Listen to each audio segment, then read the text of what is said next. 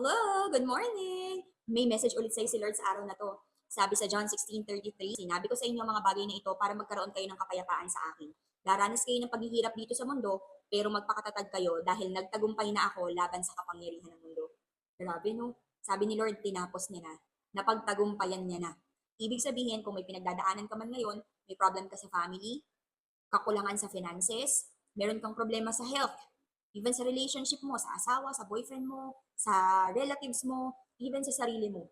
Kung ikaw ay hirap na ngayon, feeling mo ayaw mo na, suko ka na, feeling mo binagsakan ka na ng langit at lupa, feeling mo nasa iyo na lahat ng problema sa mundo, sabi ni Lord, tapos na lahat yan. Sabi ni Lord na pagtagumpayan niya na lahat yan. Ibig sabihin lang nun, matatapos din lahat ng problema mo. Yung mga problema natin, temporary lang yan. Yung mga solusyon, parating na siya. So just take heart, just keep the faith.